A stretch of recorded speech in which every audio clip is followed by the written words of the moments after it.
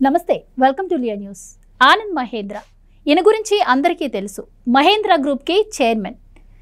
Mahindra group అంటే 20 కంపెనీల consortium, $21 billion వ్యాపార సామ్రాజ్యానికి ఆనంద్ మహేంద్ర అధినేత. అలాంటి ఆయన ఈరోజు చంద్రబాబు గారిని ఉద్దేశించి ఒక ట్వీట్ పెట్టారు. ఆ ట్వీట్ ఏంటని మీకు కూడా ఒకసారి వినిపిస్తాను. This man is an unstoppable force of nature. What I have admired about him for decades is not just his obsession for development, but his desire to always be innovative in his policies. He raises the bar of himself and for everyone around him. So ఈ tweet అయితే చంద్రబాబు గారిని ఉద్దేశించి పెట్టడం జరిగింది. అసలు ఎందుకు ఆనంద్ మహేంద్ర ఈ tweet పెట్టారు అన్న విషయాన్ని తెలుసుకుందాం. మనతో పాటు ఉన్నారు సీనియర్ జర్నలిస్ట్ సత్యమూర్తి గారు. నమస్కారం సార్. నమస్కారం సార్. ఈరోజు ట్వీట్ గురించి మీరు కూడా చూసే ఉంటారు.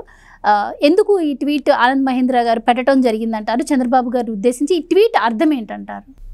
అంటే ఆనంద్ మహేంద్ర ఆయన మీరు చెప్పినట్టు $21 బిలియన్ సామ్రాజ్యానికి అధినేత. కానీ ఎక్కడా కూడా ఆ గర్వం వాళ్ళు ప్రదర్శించరు. ఎందుకంటే వాళ్ళ ఆటోమొబైల్ ఇండస్ట్రీలో వాళ్ళ కింగులు. కానీ ఎప్పుడూ కూడా రీసెర్చ్ అండ్ డెవలప్మెంట్, రీసెర్చ్ మీద, అంటే కొత్త కొత్త ఇన్నోవేటివ్ ఐడియాలు ఎట్లా తీసుకురావాలి, మార్కెట్లో మనం ఎట్లా నిలదొక్కుకోవాలి. అంటే ఆటోమొబైల్ ఇండస్ట్రీలో చాలా విపరీతమైన కాంపిటీషన్ ఉంటుంది. వాళ్ళు ఏమాత్రం వెనకబడ్డా పక్క కంపెనీలు దాటుకుంటూ వెళ్ళిపోతాయి. అటువంటి కాంపిటీటివ్ బిజినెస్లో ఉండి మార్కెట్ లీడ్ చేయాలని ఒక లక్ష్యాన్ని ఛేదించాలి అంటే రీసెర్చ్ అండ్ డెవలప్మెంట్ మీద విస్తృతంగా ఖర్చు పెట్టాలి. అటువంటి పని చేసేది ఈ మహేంద్ర గ్రూప్. అటువంటి అంటే ఇది ఎందుకు చెప్పాను అంటే చంద్రబాబు నాయుడు గురించి ఆయన చెప్పిన మాటలు, ఆ మాటలు అంటే కొత్తగా వచ్చి ఆనంద్ మహేంద్ర వచ్చి చెప్పక్కర్లా, అందరికీ తెలుసు. ఆయన చెప్పింది ఏంటి అంటే చంద్రబాబు నాయుడు అసలు అభివృద్ధి అనే అది ఉచ్ఛ్వాస నిశ్వాసాలుగా బతుకుతూ ఉంటాడు. ఆయన గోల్ అంతా అభివృద్ధి ఎట్లా చేయాలి, ఇట్లా స్టేట్ని ఎట్లా ముందరికి తీసుకెళ్ళాలి. అంతకు ముందు అంటే ముఖ్యమంత్రి కాక ముందర కూడా ఆయన పాలిటీషియనే కదా.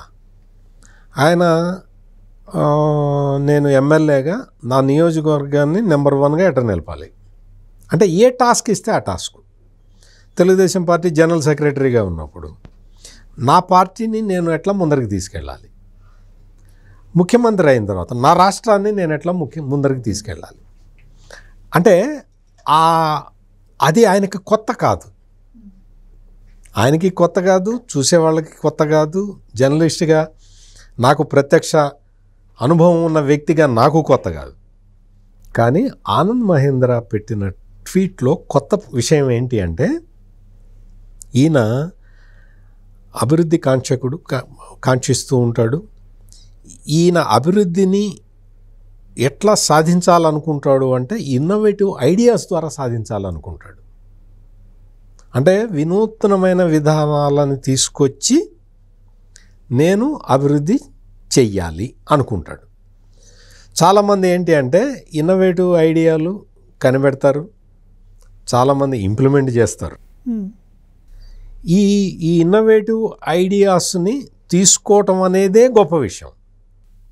అటువంటిది చంద్రబాబు నాయుడు తను తీసుకునే పాలసీల్లో ఇన్నోవేటివ్ ఐడియాలు ఉండటమే కాదు, తన చుట్టుపక్కల ఉన్న వాళ్ళందరితో కూడా ఈ కొత్త కొత్త విధానాలు అర్థం చేసుకొని అవలంబించేలాగా తయారు చేసుకుంటాడు. ఇది చంద్రబాబు నాయుడు ప్రత్యేకత. అంటే in other words leadership quality.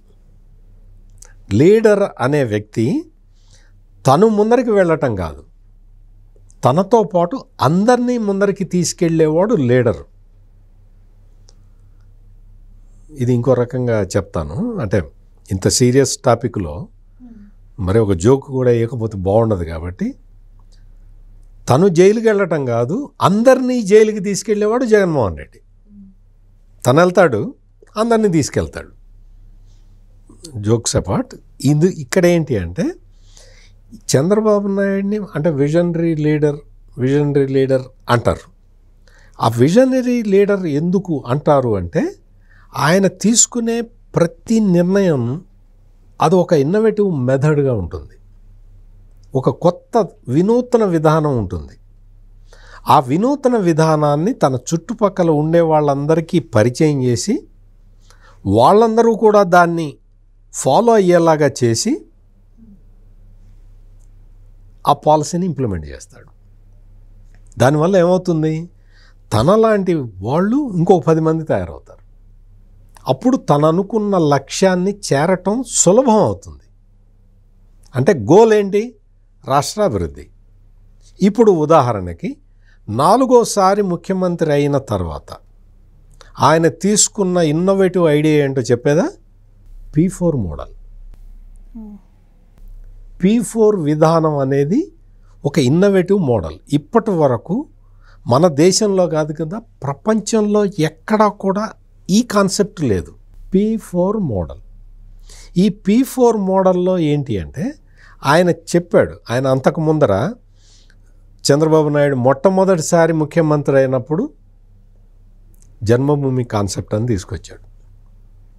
ప్రజల వద్దకు పాలన, తర్వాత జన్మభూమి. ప్రజల వద్దకు పాలన అని తీసుకొచ్చి నేను గవర్నమెంట్ డోర్ స్టెప్స్, మరి ప్రజలు ఇన్వాల్వ్ కావాలి కదా, అయ్యారు. అయిన తర్వాత ఏం చేయాలి, వాళ్ళల్లో ఒక జాతీయ భావన రేకెత్తించాలి. అందుకని నేను గవర్నమెంట్ని మీ దగ్గరికి తీసుకొస్తా, మీరేం చేయాలో కూడా చెప్తా అని చెప్పి మీ జన్మభూమి అందుకని మీరు కాంట్రిబ్యూట్ చేయాలని మొదలుపెట్టాడు. జన్మభూమి కాన్సెప్ట్ అది. ఈ జన్మభూమి కాన్సెప్టులో అసలు గవర్నమెంట్ ₹1 ఖర్చు పెడితే ఒక 10 మంది ₹10 డొనేషన్లు ఇచ్చారు, మా జన్మభూమిని మేము డెవలప్ చేసుకుంటామని. అంటే ఎంతమందిని మోటివేట్ చేసినట్టు. అట్లా ప్రతిసారి కూడా ఈయన ముఖ్యమంత్రి అయిన ప్రతిసారి ఒక్కొక్క కొత్త విధానాన్ని తీసుకొస్తూ ఉంటాడు. పచ్చదనం, పారిశుభ్రం అని తీసుకొచ్చాడు. తర్వాత నీరు, చెట్టు అనే కాన్సెప్ట్ తీసుకొచ్చాడు. ఇంకుడు గుంతలు తీసుకొచ్చాడు. ఇంకుడు గుంతలు తీసుకొస్తే ఇప్పుడు ఎప్పుడో 30 ఏళ్ల కిందట చంద్రబాబు నాయుడు ఇంకుడు గుంతలు తవ్వన్నాయా, భూగర్భ జలాలన్నీ అడుగంటిపోతున్నాయి, మనం పైన దేవుడు వర్షం ఇస్తున్నాడు, ఆ వర్షాన్ని మనం కొంచెం శ్రమపడి భూమిలోకి ఇంకిస్తే భూగర్భ జలాలు పెరుగుతాయ్యా అని చెబితే ఈ రోజున ఆంధ్రప్రదేశ్లో, తెలంగాణ రాష్ట్రంలో కూడా భూగర్భ జలాలు పడిపోవటం ఆగిపోయింది. ఎట్లా వచ్చింది ఆ కాన్సెప్ట్?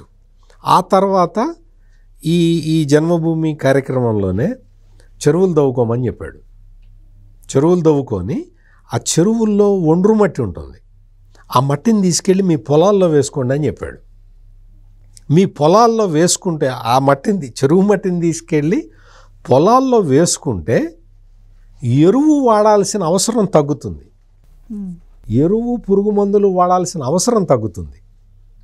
ఆ కాన్సెప్ట్ని చెప్పాడు.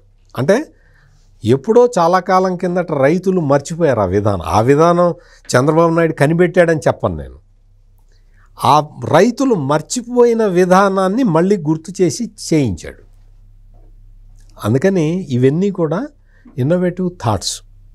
ఇప్పుడు P4 మీరు సమాజం నుంచి ఇప్పుడు ఉదాహరణకి ఆనంద్ మహేంద్ర ఉన్నాడు.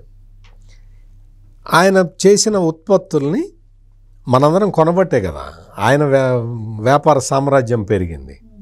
ఆయన ఏదో ఒక కారు తయారు చేశాడు, ఆ కారుని మనందరం కొన్నాము. అంటే నేను కొనలేదులేండి, మీరు కూడా కొని ఉండరు, చాలామంది కొన్నారు. అట్లా కొనటం వల్ల ఆయనకి ఆస్తి అక్యుములేట్ అయింది. అంటే వాళ్ళు ఉత్పత్తి చేసే ఉత్పాదనలని సమాజం యాక్సెప్ట్ చేయటం వల్ల వాళ్ళకి లాభాలు వస్తున్నాయి. మరి నీకు లాభం వచ్చింది కదా, నువ్వు మరి నీకు లాభం ఇచ్చిన వాళ్ళ కోసం నువ్వు ఏదన్నా చేయవా ప్లీజ్ అని అడుగుతున్నాడు చంద్రబాబు నాయుడు. అదే P4 కాన్సెప్ట్. ఎవరైతే సమాజం నుంచి లాభపడ్డారో, అంటే సమాజం ఆధారంగా సంపాదించుకున్నారో, వాళ్ళు వచ్చి మహర్షి సినిమాలో మహేష్ బాబు చెప్పినట్టు మీరు సమాజం నుంచి మీరు తీసుకున్నారు కదా, కొంత సమాజానికి ఇవ్వండి అని చెప్తూ ఉన్నాడు. అదే P4 కాన్సెప్ట్. ఆ చెప్పటం కూడా మీరు డబ్బులు ఇచ్చి వదిలేయటం కాదు, కార్పొరేట్ సోషల్ రెస్పాన్సిబిలిటీ అని ఆల్రెడీ కాన్సెప్ట్ ఉన్నది. అంటే వాళ్ళు కొంత ఒక 5%, 10%, 7% వాళ్ళకు వచ్చిన లాభంలో నుంచి కొంత సమాజానికి ఖర్చు పెట్టాలి అన్న నిబంధన ఉన్నది ఆల్రెడీ. చంద్రబాబు నాయుడు చెప్తున్నది ఏంటి అంటే, మీ డబ్బులు కాదు, మీ ఐడియాని ఇవ్వండి. మీరు డెవలప్ అయ్యారు కదా, మీ ఐడియాను వీళ్ళకి ఇవ్వండి. డబ్బులు ఏటో ఇస్తారు, డబ్బులు కార్పొరేట్ సోషల్ రెస్పాన్సిబిలిటీ కింద మీరేటో ఇవ్వాలి. మీ ఐడియా ఇవ్వండి, మీరు హ్యాండ్ హోల్డింగ్ చేయండి, పేద ప్రజల్ని మీరు సెలెక్ట్ చేసుకోండి, మీకు వేదికగా నేనుంటా. అంటే ఇదిగో వీళ్ళు అని నేను సెలెక్ట్ చేసి మీ ముందర పెడతా. మీరు 100 మందికి చేస్తారా, 1000 మందికి చేస్తారా, 1,00,000 మందికి చేస్తారా, ఆ 1,00,000లో కూడా ఏ 1,00,000 అనేది మీరు ఎన్నుకోండి. వాళ్ళకి డబ్బులు ఇవ్వటం కాదు, వాళ్ళకి హ్యాండ్ హోల్డింగ్ ఇవ్వండి. చేతిని వాళ్ళ చేతికి మీ చెయ్యి అందించి వాళ్ళని పైకి లాగండి. That is P4. యాక్చువల్లీ ఈ ట్వీట్ చూసిన తర్వాత నేనేమనుకున్నానంటే సార్, ఇప్పుడు రాష్ట్రాలతో కాదు దేశాలతో పోటీ అన్న విధానంలో ఇటు quantum valley, AI data centre, NTPC ఇవన్నీ కూడా రాష్ట్రానికి తీసుకురావడంలో చంద్రబాబు గారు చూపించినటువంటి చతురత, వీటిని ఉద్దేశించి మహేంద్ర గారు ఈ ట్వీట్ పెట్టారేమో అనుకున్నాను. అవి ఏంటి అంటే, నేను చెప్తున్నది ఏంటంటే, అది స్టేట్ ఓవరాల్ డెవలప్మెంట్కి ఈ పాలసీలు ఇప్పుడు తీసుకొచ్చారు. ఇప్పుడు CII సమ్మిట్ జరిగింది, అందులో 13.5 లక్షల కోట్ల రూపాయల పెట్టుబడులు వచ్చినాయి. ఆ 13.5 లక్షల కోట్ల రూపాయల పెట్టుబడితోటి ఎవరు అభివృద్ధి చెందుతారు? అందులో పనిచేసే ఎంప్లాయీసు ప్లస్ వాళ్ళు కట్టే ట్యాక్సులతోటి రాష్ట్ర ప్రభుత్వానికి ఆదాయం పెరగటం, వాళ్ళు ఇచ్చే గ్రోత్ ఇండియా గ్రోత్ రేటుకి దోహదపడటం, ఇవన్నీ జరుగుతాయి. కానీ పేద ప్రజలు ఉంటారు కదా, అంటే ఇంకా వాళ్ళకి చదువు రావాలి, స్కిల్ రావాలి, వాడికి అవకాశం రావాలి. ఈ 3 రావాలి అంటే ఒక పెద్ద మనిషి వచ్చి వాళ్ళ చెయ్యి పట్టుకొని నడిపించాలి అనేది P4 కాన్సెప్ట్. అంటే ఇటువంటి ఇన్నోవేటివ్ థాట్ P4 అనగానే జగన్మోహన్ రెడ్డి గుర్తొచ్చాడు నాకు. P4 P5 ఏందో ఈయనట ఏదో ఒక విజన్ డాక్యుమెంట్ 2047 వరకు ఈయన ఉంటాడా అని అత్యంత నీచంగా. సార్ విజన్ లేదు, విస్తరాకులు కట్టలేదు, మేము తీసుకొచ్చిన కంప్లైంట్ చూపిస్తే ఈయన విజన్ అంటున్నారు, ఇలా ఎన్నో కమెంట్స్. అత్యంత నీచంగా, అసలు ఒక రాజకీయ నాయకుడు కాదు కదా, ఒక మనిషి కూడా మాట్లాడని స్థాయిలో జగన్మోహన్ రెడ్డి మాట్లాడుతున్నాడు. జగన్మోహన్ రెడ్డి విషయాన్ని పక్కన పెడదాం, ఎందుకంటే ఇది ఒక పవిత్రమైన కార్యక్రమం రాష్ట్రంలో జరుగుతున్నప్పుడు మనం ఈ వేళ గురించి మనం మాట్లాడుకోవాల్సిన అవసరం లేదు. ఇక్కడ ఆనంద్ మహేంద్ర చెప్పింది అంటే, మీకు ఈ కొత్త కాన్సెప్ట్స్ రావటం అంటే ఇదే. గూగుల్ AI డేటా సెంటర్ వచ్చింది విశాఖపట్నానికి. ఇప్పుడు గూగుల్ AI డేటా సెంటర్ రాగానే $15 బిలియన్ తోటి వస్తున్నాం అనగానే బ్రూక్ఫీల్డ్ వాళ్ళు వచ్చారు, రిలయన్స్ వాళ్ళు వచ్చారు. అంటే మొత్తం డేటా సెంటర్లన్నీ విశాఖపట్నంలో దిగుతున్నాయి. ఒక్క ఐడియా మీ జీవితాన్ని మార్చేస్తుంది. ఇప్పుడు క్వాంటమ్ కంప్యూటింగ్, మీకు క్వాంటమ్ వ్యాలీ మీకు ఒక ఫోర్స్లోకి రాగానే మీకు జరగబోయేది ఏంటి అంటే, మీకు దేశ విదేశాల నుంచి పెద్ద పెద్ద కంపెనీల వాళ్ళు ఈ క్వాంటమ్ వ్యాలీలో పార్టిసిపేట్ చేయడానికి వస్తారు. అవును సార్, ఒకళ్ళు ప్రకటించారు కూడా ముందు కంపెనీ, నాకు ఎగ్జాక్ట్గా ఒకటి కాదు బాబు, ఇంకా అందరూ లైన్ కడతారు. అవును, లైన్ కడతారు. దానివల్ల ఎవరికి ఉపయోగం? చంద్రబాబు నాయుడుకి అయితే ఉపయోగం కాదు కదా, ఈ రాష్ట్రానికి ఈ దేశానికి ఉపయోగం. అటువంటి విధానాలు తీసుకొచ్చి ఆగట్లేదు చంద్రబాబు నాయుడు. నేను చెప్తున్న పాయింట్ అది. మీకు నేను ఇప్పటికీ 23 లక్షలు 24 లక్షల కోట్ల రూపాయల పెట్టుబడులు వచ్చినాయి ఈ 15-16 నెలల కాలంలో. దాంతో ఆగట్లేదు. ఆనంద్ మహీంద్రా చెప్తున్నది అది. నీకు ఎవడైనా సరే 25 లక్షల కోట్ల రూపాయల పెట్టుబడులు తీసుకొచ్చేసి 1.5 ఇయర్లో బిందాస్ కూర్చుంటారు. అట్లా ఈయన కూర్చోవటం లేదు. 25 లక్షల కోట్ల రూపాయల పెట్టుబడులు వచ్చినాయి కదా, రండి మీరందరూ వచ్చి పేదవాడి సముద్ధరణకి మీరు ఏదైనా చేయండి అని అడుగుతున్నాడు. పెట్టుబడి రావటంతో ఆగట్లా. నీ పెట్టుబడికి నా ఎంప్లాయీస్ ఉన్నారు, నా మనుషులు ఉన్నారు, నా రాష్ట్ర ప్రజలు ఉన్నారు, మీకు ఏం కావాలంటే ఆ స్కిల్ ఇచ్చే యంత్రాంగం ఉన్నది, అందుకని వీళ్ళకి ఎంప్లాయ్మెంట్ ఇవ్వండి అని చెప్తున్నాడు. ఇది కేవలం జీవో తీసుకొచ్చి ఎంప్లాయ్మెంట్ క్రియేట్ చేయటం కాదు, ప్రేమతోటి ఎంప్లాయ్మెంట్ క్రియేట్ చేసేలాగా ఈ పెట్టుబడిదారులను ప్రోత్సహిస్తూ ఉన్నాడు. వాళ్ళు అవన్నీ చేస్తూ, అంటే నువ్వు రాష్ట్రంలోకి వచ్చి వ్యాపారం చేసుకుంటున్నావు, నీకు రాష్ట్ర ప్రభుత్వం సౌకర్యాలు కల్పిస్తున్నది, అందుకు నువ్వు ఎంప్లాయ్మెంట్ క్రియేట్ చేస్తున్నావు. దాంతో ఎండ కదా, ఎంప్లాయ్మెంట్ క్రియేట్ చేయటమే గొప్ప విషయం. అది చేస్తున్నావు, ఓకే, అదేటూ చేస్తావు, అది నీ ప్రాఫిట్ కోసం నువ్వు చేస్తావు. ఎంప్లాయ్మెంట్ క్రియేషన్ నీ ప్రాఫిట్ కోసం నువ్వు చేస్తావు. నా కోసం ఇంకొక పని చేయాలి, P4లో పార్టిసిపేట్ చేయి. పేద ప్రజలు అంటే ఈ పేద వ్యక్తి స్కిల్ లేదు, నీ కంపెనీకి ఉపయోగపడ్డు కదా, నువ్వు ఇతని గురించి ఎందుకు పట్టించుకుంటావు? కానీ నీకు బాధ్యత ఉంది మిత్రమా, సమాజం పట్ల నీకు బాధ్యత ఉన్నది. ఈ సమాజంలో ఉన్న పేదవాడిని పైకి తీసుకురావటానికి నీ పార్టిసిపేషన్ అవసరం మిత్రమా అని చెప్తున్నాడు చంద్రబాబు నాయుడు. అదే P4 మోడల్. ఇప్పటికే 15 లక్షల మందిని తీసుకొచ్చి వాళ్ళని ఈ P4 ప్లాట్ఫామ్ మీద పెట్టారు. మొత్తం దాదాపుగా 60-70 వేల మంది వాళ్ళు ఇందులో పార్టిసిపేట్ చేస్తున్నారు. మేం చేస్తాం అని వస్తూ ఉన్నారు. అందుకని చంద్రబాబు నాయుడి దార్శనికత ఈ విధంగా ఉంటుంది కాబట్టే ఈ ఆనంద్ మహీంద్రా లాంటి వ్యక్తులు కూడా ఇన్స్పైర్ అవుతూ ఉన్నారు. ఆనంద్ మహీంద్రా లాంటి వాళ్ళు ఇన్స్పైర్ కాకపోతే ఇంత హృదయంగా ట్వీట్ పెట్టరు. ఇంత this man is an unstoppable force of nature, ఆ సెంటెన్స్ రావటం అనేది హృదయం నుంచి రావాలి. అంతే తప్ప ఏదో ఒక ప్రశంస, ఏదో పొగిడదాం, మనకి లాభం కోసం పొగిడదాం, వీళ్ళకేం కావాలి లాభం? వీళ్ళు they are already proven in the market. అందుకని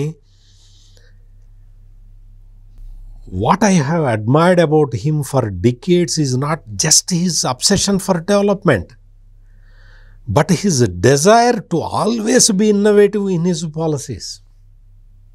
అనేది చెప్పాలి అంటే చంద్రబాబు నాయుడిని దగ్గర నుంచి గమనించిన వ్యక్తులు మాత్రమే ఇది చెప్పగలుగుతారు.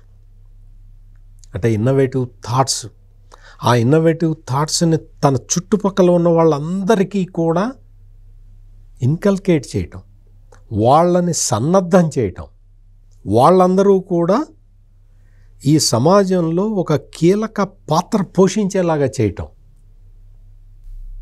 ఇవన్నీ ఒక రాజకీయ నాయకుడు చేసే పనులు కాదు, ఒక స్టేట్స్మెన్ చేసే పనులు. రాజకీయ నాయకుడు అంటే ఒక పొలిటీషియన్, స్టేట్స్మెన్ అంటే రాజనీతిజ్ఞుడు. ఈ సందర్భంగా గుజరాత్లో అల్లర్లు జరిగినప్పుడు వాజ్పేయి ప్రధానమంత్రిగా ఉన్నారు, నరేంద్ర మోడీ గుజరాత్ ముఖ్యమంత్రిగా ఉన్నాడు. విలేకరులు ప్రెస్ కాన్ఫరెన్స్ పెట్టి వాజ్పేయిని అడిగారు, మీరు ఇవన్నీ జరుగుతూ ఉన్నాయి కదా, గుజరాత్ ముఖ్యమంత్రి నరేంద్ర మోడీకి మీరు ఇచ్చే సలహా ఏంటి అని అడిగారు. నిజంగా మహానుభావుడు వాజ్పేయి ఆయన జనరల్గా మామూలుగా ఆయన కూడా వాజ్పేయి పాలిటీషియన్ కాదు, ఆయన స్టేట్స్మెన్. అందుకని ఏం చెప్పాడో తెలుసా? మేము కఠిన చర్యలు తీసుకున్నామండి, అందరినీ అదుపు చేశామండి, శాంతి భద్రతలు కాపాడుతామని ఇటువంటి ఉబుసుపోకు కబుర్లు చెప్పలేదు మహానుభావుడు వాజ్పేయి. ఆయన ఏం చెప్పాడో తెలుసా? రాజధర్మం అనేది ఒకటి ఉంటుంది, ఆ రాజధర్మాన్ని పాటించాలి అని నరేంద్ర మోడీకి నేను సలహా ఇస్తున్నాను అని చెప్పాడు. ఒక స్టేట్స్మెన్, ఒక రాజనీతిజ్ఞుడు మాత్రమే అది చెప్పగలుగుతాడు.